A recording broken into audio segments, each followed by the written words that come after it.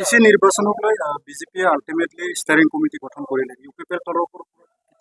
আমাৰ যোৱা বছৰতে কৰি থোৱা আছে ষ্টেৰিং কমিটি আৰু ষ্টেৰিং কমিটিয়ে কামো কৰি আছে অনলি ষ্টেৰিং কমিটি নহয় 40 কনষ্টিটুৱেঞ্চিত 40 কোঅৰ্ডিনেটৰে কাম কৰি আছে আৰু 3200 বুথত 3200 বুথ ইনচাৰ্জে কাম কৰি আছে আৰু প্ৰত্যেকটো তিনিটা বুথৰ এগেইনষ্টত এজন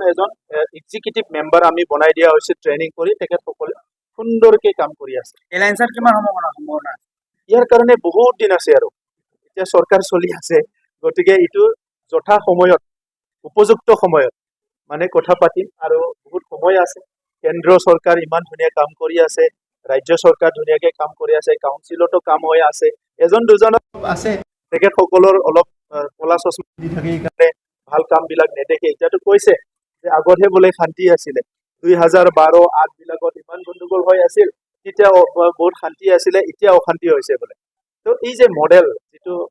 তেখেতে নিজৰ অশান্তিটো মডেল বনাই লৈছে এটা ৰাজনীতি কৰা আমি শান্তিটো এটা মডেল কৰি লৈছো ইয়াৰ মাজতে ইলেকশ্যনৰ যুঁজটো হ'ব শান্তি আৰু অশান্তিৰ মাজত সব নিজৰ কথাবিলাক সবে কৈ আছে আমিও নিজৰ কথাটো ৰাখিম গতিকে আজিয়ে অকলে খেলিব লাগে না একেলগে খেলিব লাগে ইয়াৰ উপযুক্ত সময় হৈছে বুলি মই নাভাবো কোনবাই কৈছে আমাক অলপ ইনচাল্ট কৰাৰ দৰেও কৈছে সাহস নাই কিবা নাই মই সেইকাৰণে কৈছো সাহস আছে যদি আগতে শান্তি প্ৰতিষ্ঠা কৰিব লাগিছিল সাহস আছে যদি স্কুল কলেজ বিলাক ভাল কৰিব লাগিছিল সমাজখন ভাল কৰিব লাগিছিল ক'ত সাহস যুঁজিবলৈ যায় এনেকা সাহস বিলাক দেখাবলৈ বহুত সময় আছে গতিকে কাৰোবাৰ এটা প্ৰভোকেশ্যনত কাম কৰা আমি নহয় কিন্তু আৰু এনেকা প্ৰভোকেশ্যনত কাম কৰিলে আমি বিটিচিত আজি যিখিনি সফলতা পাইছো এইখিনি সফলতা আনিব নোৱাৰিলেহেঁতেন গতিকে খুব সুস্থিৰ মগজত চিন্তাধাৰা কৰি 35 লাখ জনসাধাৰণৰ বৰ্তমান আৰু ভৱিষ্যতক লৈ কাম কৰিম कि भारत एक लोकतंत्र है यहाँ पे आप रोज एक पार्टी निकल सकते हैं रोज एक पार्टी तोड़ सकते हैं उसमें ये तो राजतंत्र नहीं है तो बोलना मेरे इसके ऊपर कुछ बोलना नहीं जिसको जो मन है वो करेगा लेकिन सबको ध्यान रखना चाहिए आप जो भी करेगा आपका समुदाय का आप समाज का आपका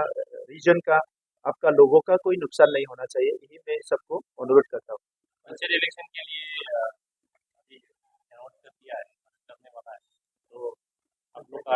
देखिए पंचायत एरिया में हम लोग का बहुत ज्यादा रोल नहीं है लेकिन हम लोग जहाँ जहाँ पे हम लोग से लोग जुड़े हुए हैं उस एरिया में हम लोग बात करेंगे और पंचायत जो चुनाव है वहाँ पे बीजेपी और एसडीपी जो सिद्धांत लेंगे जो डिसीजन लेंगे उसी पे यूपीपीएल सपोर्ट करेगा क्योंकि हम लोग अलायंस पार्टनर है तो पंचायत हमारे शेड्यूल काउंसिल में नहीं है इसीलिए बाहर जो होगा हम लोग उसको सपोर्ट करेंगे और हमारी तरफ से जितना भी करना है हम करेंगे हमारी पार्टी की तरफ से और मुझे उम्मीद है कि ये पंचायत चुनाव बहुत अच्छा होगा और हमारा जो लोकल गवर्नेंस वो स्ट्रेंथन होगा इस चुनाव के बाद और हमारा मुख्यमंत्री जी चाहते हैं प्रधानमंत्री जी चाहते हैं कि last man and last mile का डेवलपमेंट तो ये चुनाव के बाद जो है पंचायती राज या हमारा जो लास्ट माइल डेवलपमेंट है वो बहुत स्ट्रॉन्ग होगा और फास्ट होगा। आप लोग